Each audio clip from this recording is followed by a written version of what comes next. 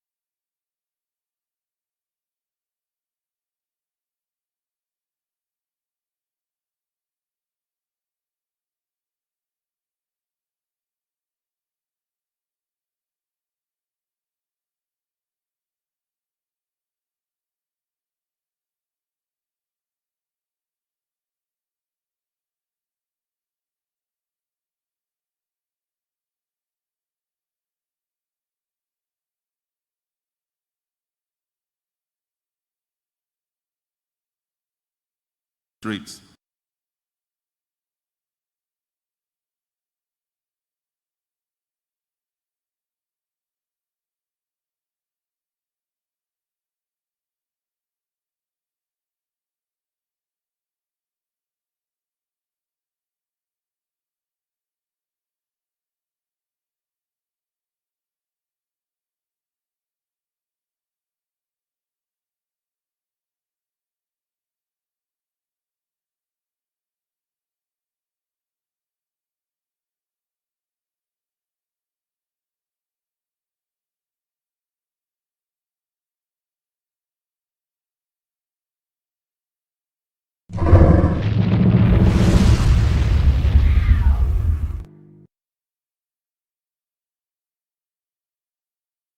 Our 120-day social contract with the Ghanaian people, we have put in place the planning committee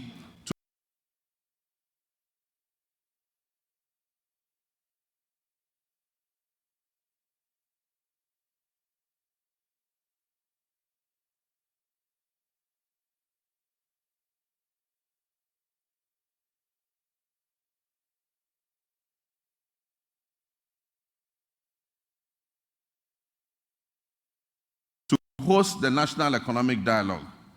This dialogue and policy priorities essential for resetting the economy and creating policy that two heads are better than one. Tikro and Kwejina. Consultation and consensus building have always proven to be better than unilateral decision making. It is my hope, therefore, that our colleagues on the other side of the divide will display love of country and participate in this national dialogue, unlike the boycott of the Senchi Forum in 2014.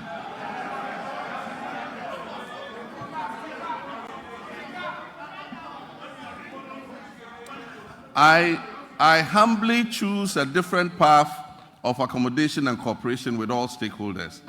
We will continuously engage on important issues so that together, as a nation, we can reset our country and focus on sustainable development. Mr. Speaker, honorable members, together we shall build the Ghana we all want. Mr. Speaker, My administration inherited an energy sector on the brink of collapse. It was weighed down by unsustainable debt. This unfortunate situation has led to many independent power producers and fuel suppliers threatening to cease their operations. Mr. Speaker, listen to this. Despite collecting over 45 billion cedis in energy sector levies, ESLA, over the last 8 years, the outgone administration has left the Ghanaian people with an energy sector burdened with a staggering debt of 70 billion cedis as of December 2024. It is of deep concern that several state-owned enterprises in the energy sector are struggling to stay afloat, and unless urgent interventions are made, many of them will go under. Financial distress in the energy sector remains a significant obstacle to delivering consistent and affordable electricity to Ghanaians, and it poses an existential threat to our economy in general. Compounding these challenges, critical maintenance activities such as the scheduled pigging of the West African gas pipeline, WAPCO, were postponed from 2024 to 2025 without sufficient contingency measures for alternative fuel supply. As a result, my administration has had to swiftly mobilize resources to secure emergency fuel supplies to ensure that electricity generation continues despite the closure of the West African gas pipeline. I've been informed that the pigging exercise will be completed in the first week of March, and once again, additional gas will flow from Nigeria. We are anticipating a marked improvement in the power situation once this begins. While the current state of our energy sector poses grave concerns, we must remain resolute in our commitment to restoring stability.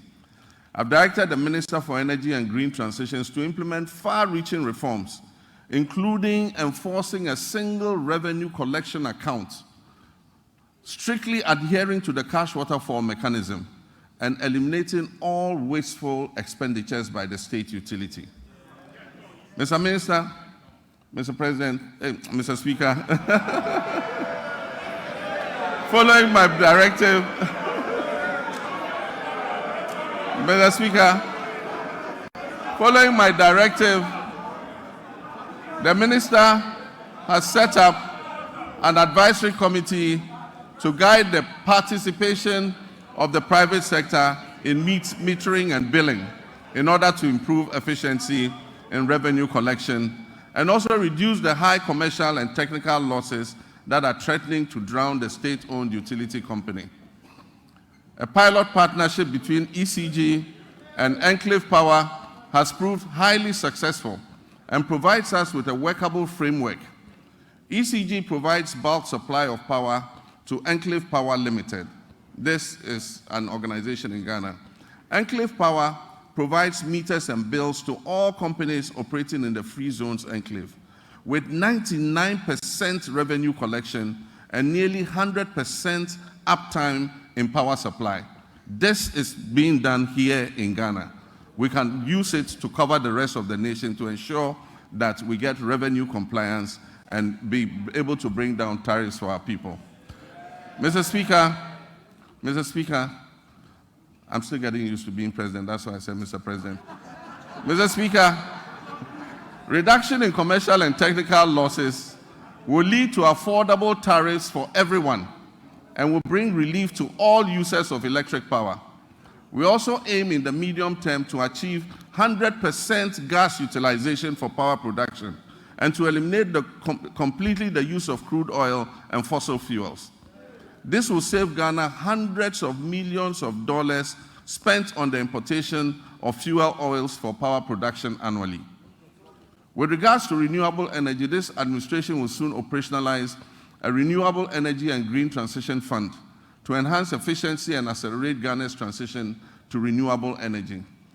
This initiative will drive investments in sustainable energy solutions, including solar street lights, rooftop solar installations, off-grid solar systems, electric vehicle charging stations, and rechargeable outboard motors.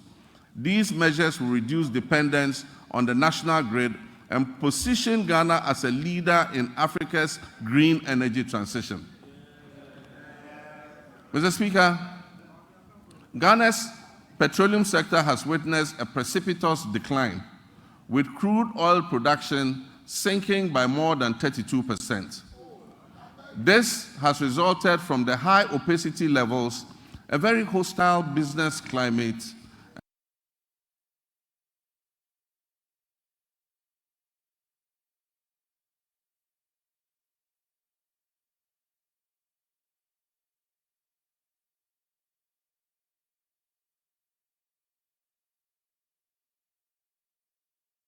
and excessive political interference in the sector.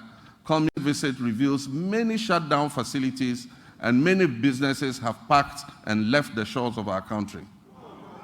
Hundreds of workers have been laid off and left unemployed. I wish to assure the good people of Sekondi Takoradi and indeed the whole Western region that we are going to breathe life back into your area.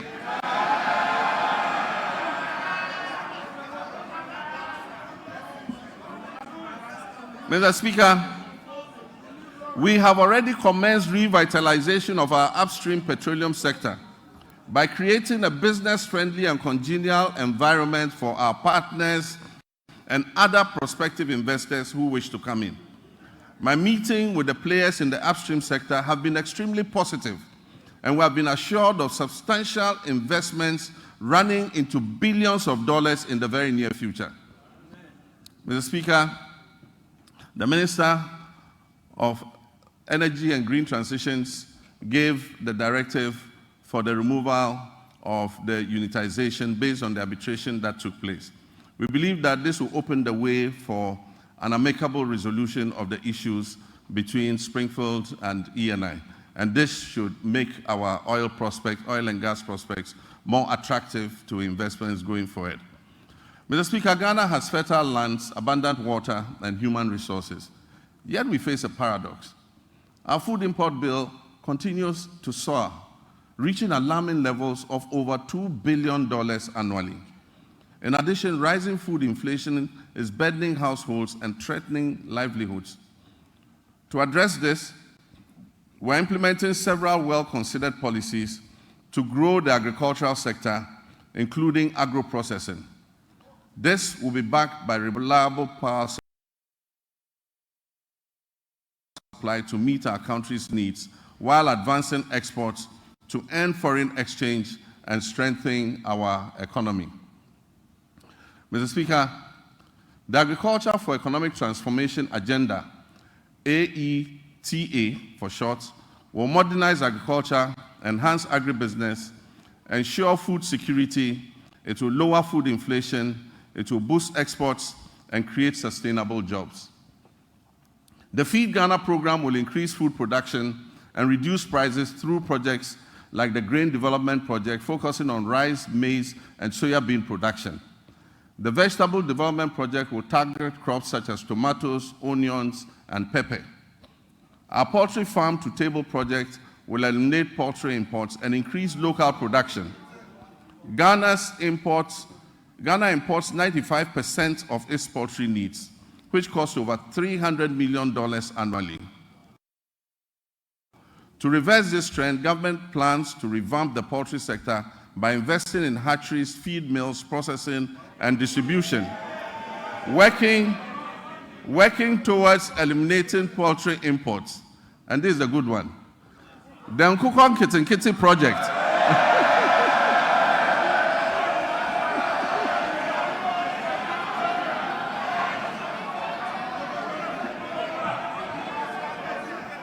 We actually have a project called Nkukon Kitinkiti. The Nkukon Kitinkiti project will cover 55,000 households.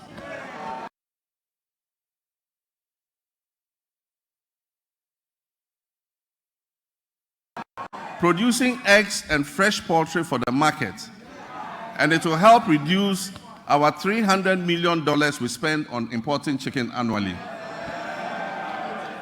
Mr. Speaker, To strengthen the connection between agriculture and industry, we will prioritize value addition, processing, and distribution. And this will position agriculture as profitable and appealing, making it more attractive to our young people. We will implement an Agri-Next program to facilitate access to land banks by young farmers, to connect graduates with opportunities in the agricultural value chain, and promote greenhouse agriculture among the youth. This initiative will benefit approximately 30,000 young people. Mr. Speaker, the Livestock Development Project will also address Ghana's reliance on imported meats by restocking breeding farms and increasing local livestock production, thereby creating jobs and boosting self-sufficiency. For years, access to mechanization, quality seeds, fertilizer, and extension services has been a major challenge to our farmers. To address this, government will establish our flagship farmer service centers in every agricultural district, ensuring that farmers receive essential mechanization services and resources to improve their productivity and efficiency. Mr. Speaker, also in the fisheries sector, we implement strategic interventions to enhance productivity and sustainability. Key among these initiatives is the continued enforcement of measures to curb illegal, unreported, and unregulated fishing, which threaten our marine biodiversity and the livelihoods of our hard-working fisherfolk. We have intensified surveillance and monitoring operations, bolstered by the deployment of modern technology and strengthened collaboration with our key stakeholders. In the last month, we have expanded the supply of subsidized premixed fuel to support artisanal and industrial fishers, ensuring affordability and availability. We'll also invest further in modern fish landing sites and cold storage facilities to improve post-harvest handling and thereby reduce losses and enhance the quality of our fish products. Aquaculture development is a key focus of our administration.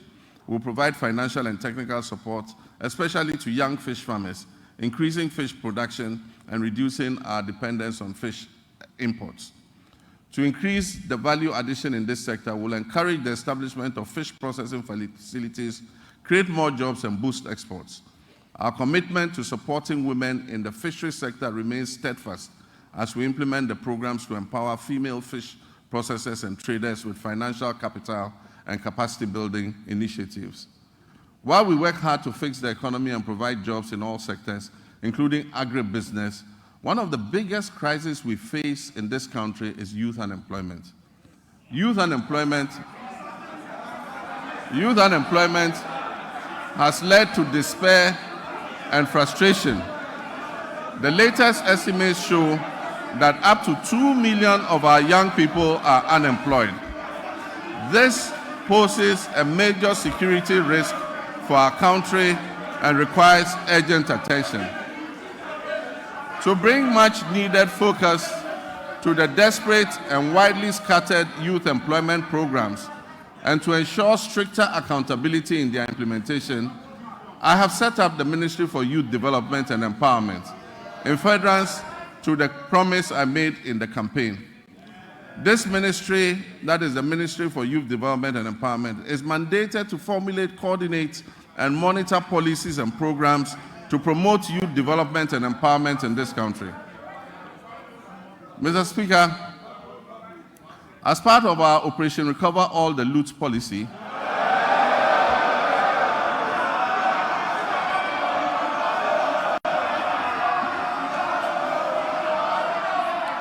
Mr. Speaker, as part of our Operation Recover All the Loot policy, ORA, I've already tasked our investigative bodies to bring the culprits of the National Service Ghost Name scandal to justice.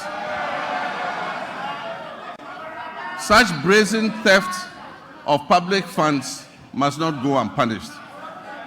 It is estimated that the criminal addition of some more than 80,000 ghost names could have yielded the suspects over 50 million Ghana cedis every month. Unfortunately, some of these suspects are believed to have absconded from the country already.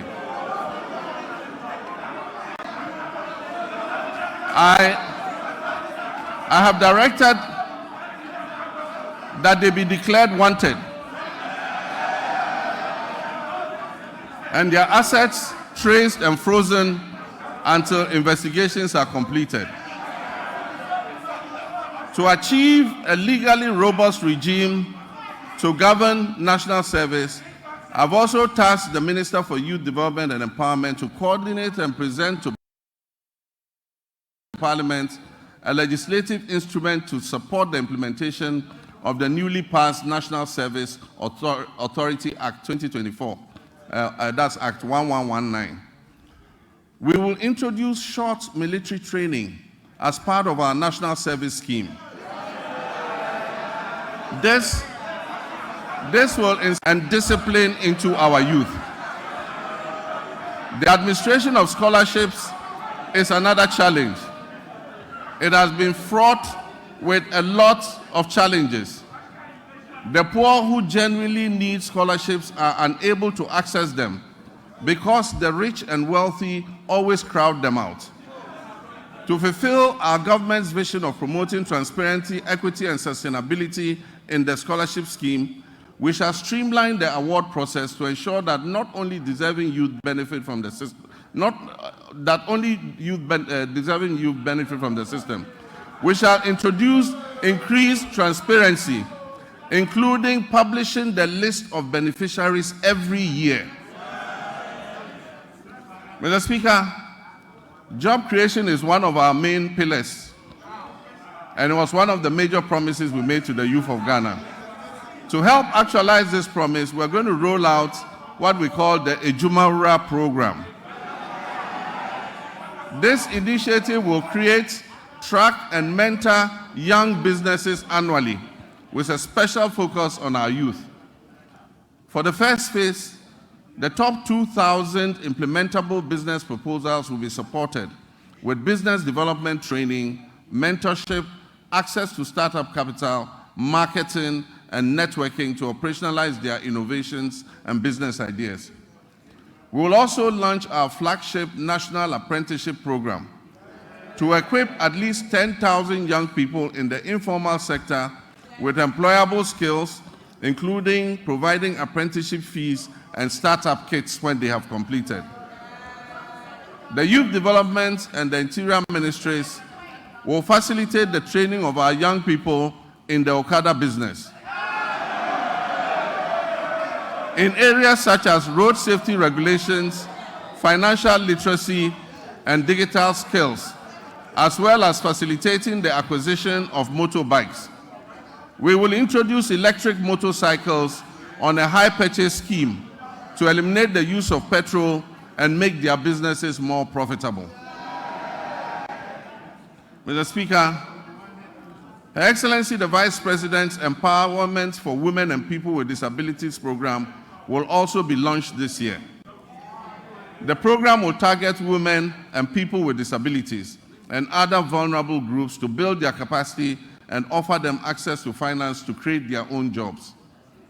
Mr. Speaker, the Ministry of Communications, Digital Technology and Innovations will also focus on developing youth IT skills and fostering innovation. Under the 1 Million Coders program, young people will receive training in coding, web app development, digital marketing, and other digital skills.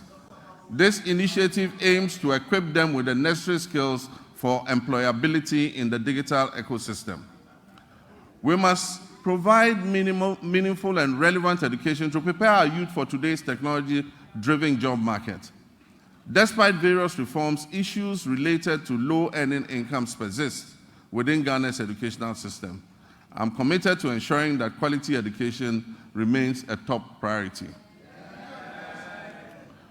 The system we have inherited is outdated in many ways and must be realigned to meet the needs of the 21st century and the fourth industrial revolution. Recognizing the urgent need for national dialogue on education and in the spirit of inclusive governance, I launched the National Education Consultative Forum on February 18th in Ho.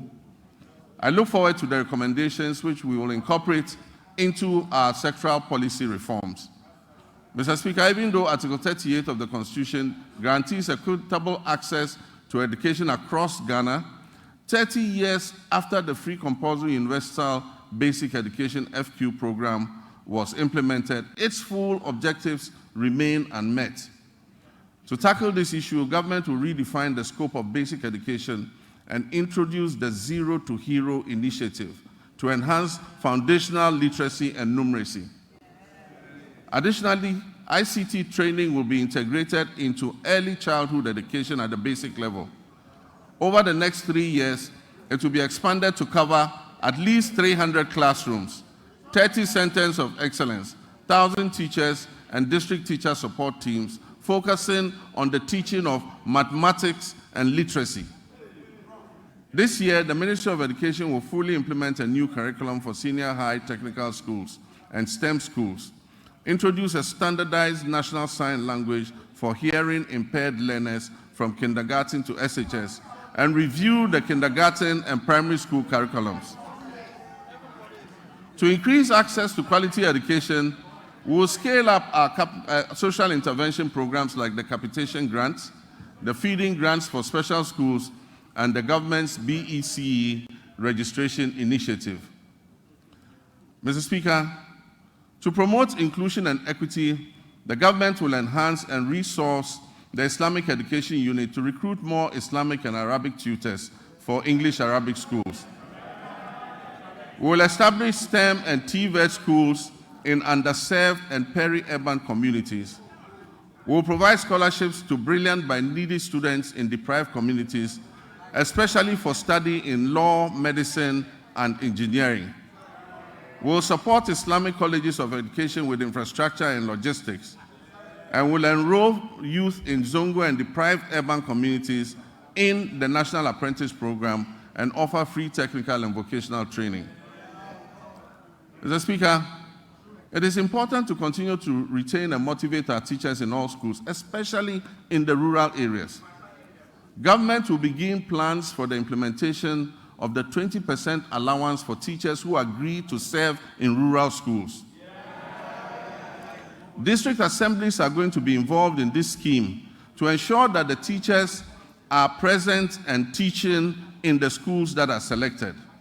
This scheme will reward such teachers for their sacrifices and ensure quality education nationwide, not only in urban centers. Mr. Speaker, as part of our Teacher Dabre initiative, the construction of teacher accommodation units to improve welfare and attract teachers to rural areas will commence this year. Mr. Speaker, no new school will be built in this country without teachers' accommodation.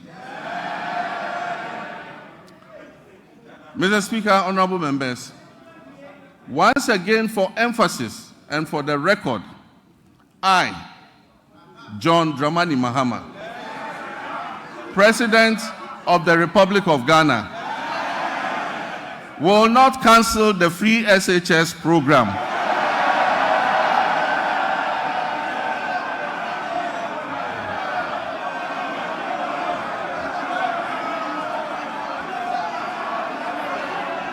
I will not cancel the free SHS program.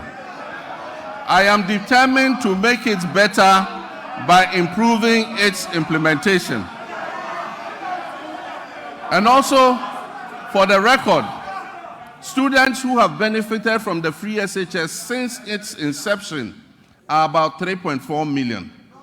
The figure of 5.1 million beneficiaries, as put out by the previous administration, was an exaggerated and false narrative calculated to achieve political credit. Mr. Speaker, while the free SHS program has improved access, the implementation of the program leaves much to be desired. The outcomes of the ongoing National Education Forum will guide our reform efforts in this sector. Mr. Speaker, in line with our promise, the Minister for Education has announced the restoration of Parent-Teacher Associations, PTAs, in the running of schools. It is important for parents and communities to participate in the administration of their schools. The Ministry of Education and GS will, however, ensure that PTAs do not impose unbearable financial burden on parents and students who cannot afford them. Mr. Speaker, the double track system remains a challenge, and we are committed to eliminating it by accelerating school infrastructure expansion and completing stalled educational projects. To fund this, the Education and Finance Ministries are working to uncap the GET Fund so that we can accelerate projects in secondary schools. As promised, we have begun improving secondary school feeding, and the children are getting better quality food as I address you.